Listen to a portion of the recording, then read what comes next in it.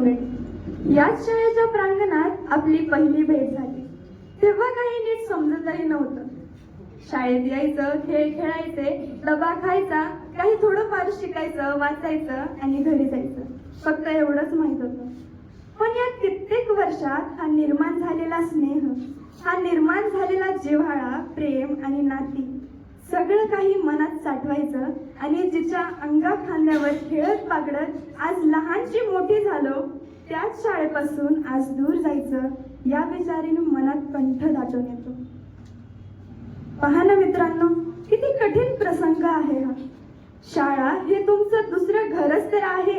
या शाळेत शिकणारे मुलं मुली हेच तुमचे भावंड आणि आम्हीच तुमचे पालक हा विचार मनात रुजवणारे, मायेने लळा लावणारे, त्याचप्रमाणे प्रत्येक विषय आम्हाला आत्मसात व्हावा यासाठी आमच्यासाठी धडपड करणारे आपले सर्व शिक्षक, ज्यांनी सर्व गोष्टीत आपल्याला मार्गदर्शन केले, पण आता इथून पुढे ते आपल्याला शिकवायला नसणार. पण मित्रांनो पहा ना, आपण या शाळेत पहिलं पाऊल टाकताना आपल्या मनात होती ती भीती आणि या शाळेतून बाहेर शेवटचं पाऊल टाकताना आपल्या मनात आहे ती या शाळेबद्दलची भक्ती.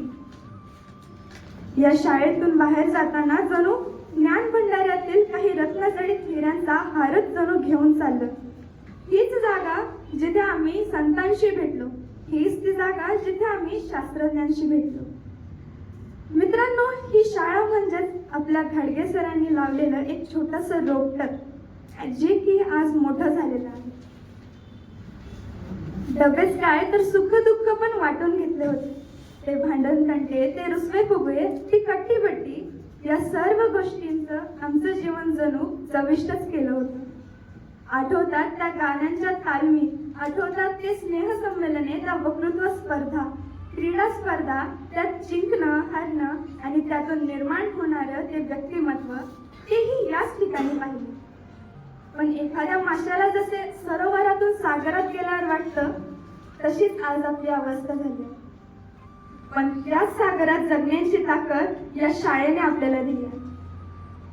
अगदी आमच्यामधील काही मुलं मोठी झाल्यावर इंजिनियर होतील, डॉक्टर होतील, कोण देशाचे नेते होतील, कोण कलावंत होतील, कोण क्रीडापटू होतील, तर कोण मानवजातीचा कल्याण करतील, शोध लावतील, शास्त्रज्ञ होतील. पण जेव्हा केव्हा आमच्यावर मुलाखतीची वेळ येईल ना, तेव्हा अभिमानाने सांगू या शाळेचं नाव. कारण एवढं व्यक्तिमत्व घडवायचं असेल तर या शाळेत असणारे शिक्षक व अशा शाळेचा सपोर्ट नक्कीच हवा असतो. आज आपण निरोप समारंभासाठी उपस्थित आहोत. पण मित्रांनो, निरोप या शब्दातच रोप हा शब्द दडलेला आहे. म्हणजेच कोणत्याही गोष्टीचा निरोप म्हणजेच एका नवीन गोष्टीस सुरुवात असते. मी काही ओळी बोलू इच्छिते. उडत्या पाखरांना परतीची तमा नसावी, उडत्या पाखरांना परतीची तमा नसावी, सदैव नवी दिशा असावी, नजरेत सदैव नवी दिशा असावी. घरट्याचं काय बांधता येईल केव्हाही, घरट्याचं काय बांधता येईल केव्हाही, पण क्षितिजा पलीकडे देखील पाहण्याची जिद्द असावी, जिद्द असावी. आणि हीच जिद्द आज या शाळेतून घेऊन चाललो. मित्रांनो, आपल्या या सर्व शिक्षकांबद्दल बोलावं तितकंच कमी आहे. पण तरी मी आज आपल्या सर्व शिक्षकांबद्दल काही ओळीत त्यांच्याबद्दल बोलणार आहे. शाळेच्या उन्नतीसाठी वांडेकर सर आणि प्रिन्सिपल मॅमला असते नेहमीच तळमळ. शाळेच्या उन्नतीसाठी वांडेकर सर आणि प्रिन्सिपल मॅमला असते नेहमीच तळमळ. पण त्यांच्या छोट्याशा शाबासकीने मिळते आम्हाला 10 हत्तींचे बळ, 10 हत्तींचे बळ. जेव्हा आपण मोठे होऊन कुठे जमवणार तेव्हा आपण आपल्या शिक्षकांची आठवण कशी काढू? तर पहिला मित्र म्हणेल, अरे तुम्हाला ते वाघमारे सर आठवतात का? तर दुसरा मित्र म्हणेल की अरे वाघमारे सरांची मला एकच गोष्ट आठवते, ती म्हणजे त्यांच्या 40 लाईन्स. खरंच वाघमारे सर, तुमची 40 लाईन्स आम्हाला आमच्यासाठी पनिशमेंट होती, पण त्यातून आम्हाला रायटिंग स्किलमध्ये इतकी मदत झाली. खरंच सर, थँक्यू. तेव्हा दुसरा मित्र म्हणेल, अरे आपल्याला पीटीला कोण होते? दुसरा मित्र म्हणेल, अरे आपल्याला पीटीला कोण होते? ठोंबरे सर आणि असलकर सर त्यांचं नाव होतं. पण त्यांची मात्र एकच गोष्ट लक्षात राहील, ती म्हणजे स्कूल सावधान, स्कूल विश्राम. मित्र म्हणतो, अरे माहित आहे ना काळे सर कसे होते. दुसरा मित्र म्हणतो, अरे माहित आहे ना काळे सर कसे होते.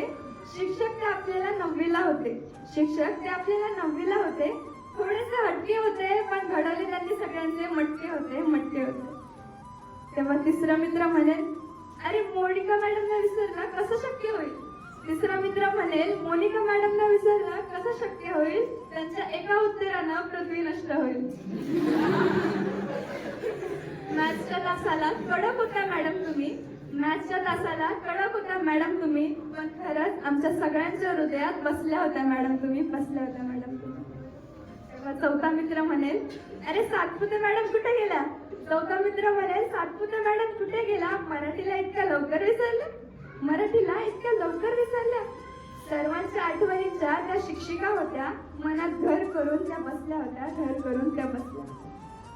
तेव्हा पाचवा मित्र म्हणेल, अरे ते तर सोडा, जयश्री मॅडमले मजेदार होते. अरे ते तर सोडा, जयश्री मॅडमले मजेदार होत्या. सायन्सच्या त्या टीचर होत्या. एखादा मजेदार जोक मारून त्या हसवत होत्या. तेव्हा सहावा मित्र म्हणेल, राष्ट्रीय भाषा त्यांचा विषय होता. राष्ट्रीय भाषा त्यांचा विषय होता. हिंदी शिकवण्यास रक्तात त्यांच्या. हिंदी शिकवण्यास रक्तात त्यांच्या. तोडमल मॅडम नावाच्या त्या होत्या. आमच्यासाठी त्या आदर्श होत्या. आमच्यासाठी त्या आदर्श होत्या. तेव्हा सातवा मित्र म्हणेल, अरे मला भरत मॅडमचं नाव आठवलं. तेव्हा सातवा मित्र म्हणेल, अरे मला भरत मॅडमचं नाव आठवलं, ज्यांनी आपल्याला अख्खं ब्राझीलच फिरवलं, ब्राझीलच फिरवलं. आणि सरला आणि आपल्या शाळेच्या secretary madam Sunanda Khadke madam यांनीही त्यांच्या भाषणातून आपल्याला बऱ्याच वेळा मार्गदर्शन केले. त्यामुळे या सर्व शिक्षकांचे मनापासून धन्यवाद.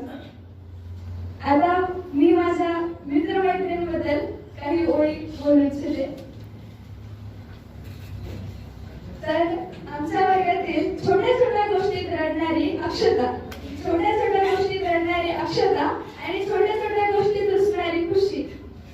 पण तुमचा हा रुसवा फुगवा मी विसरू तरी कशी. स्मार्ट होती पण एका मार्गासाठी तळमळ करायची, ती म्हणजे सिद्धी. स्मार्ट होती पण एका मार्गासाठी तळमळ करायची, ती म्हणजे सिद्धी. पण वेदिता, इशिका आणि आदिती सोबतच्या आठवणी मी विसरणार नाही कधी, विसरणार नाही कधी. आयुष्याच्या वाटेवर शिकला मी अनेक गोष्टी. आयुष्याच्या वाटेवर शिकला मी अनेक गोष्टी. पण याच शाळेत मिळाली मला सणासारखी बसली, सणासारखी बसली. स्मिता एकदम स्मार्ट होती. स्मिता एकदम स्मार्ट होती. किशोरी त्याची बेस्ट फ्रेंड होती. या दोघींसारखी मैत्री मी पाहिली नाही कधी. पण तरीही किशोरी माझी बेस्ट पार्टनर होती, बेस्ट पार्टनर होती. मनाने चांगली पण स्ट्रेट ऍक्शन होती. मनाने चांगली पण स्ट्रेट ऍक्शन होती. ती म्हणजे सानिका, मानसी, श्रेया, राधिका या शांत मुली बरे का. आणि वर्गातली हिरोईन म्हणजे आदिती घोडेकर नाही का. आता म्हणलं माझ्या या सगळ्या भावांबद्दल बोलावं तरी काय. आता म्हणलं माझ्या या सगळ्या भावांबद्दल बोलावं तरी काय अशी मनात खंत होती. कारण माझे सर्वच मित्रमैत्रिणी जणू हिरे आणि मोती, हिरे आणि मोती. वर्गात आहेत का नाहीत असे शांत बसणारे म्हणजे तारू, संगीत, निखिल, रितेश. तर मायक्रोस्कोप नावाने चिडायचा तो म्हणजे निलेश. सार्थक मित्र कधी विसरू शकणार नाही. वर्गातले 3 इडियट्स म्हणजे साईश, सार्थक आणि श्रवण. आणि हुशार असून का प्रत्येक गोष्टीत एक्सप्रेस पळवतो तो म्हणजे आमचा दादा करण. सुरेश आणि आदित्य यांचा कायम थट्टा मस्करीचा कार्यक्रम चालायचा. सुरेश आणि आदित्य यांचा कायम थट्टा मस्करीचा कार्यक्रम चालायचा. पण कधीच न बोलणारा सार्थक गिरंगे परीक्षेच्या वेळी ताई म्हणून प्रश्न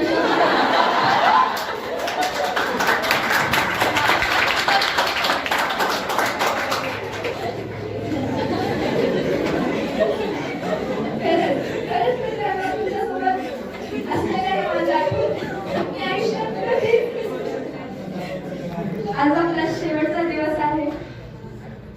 पण काय बोलावं ते समजत नाही.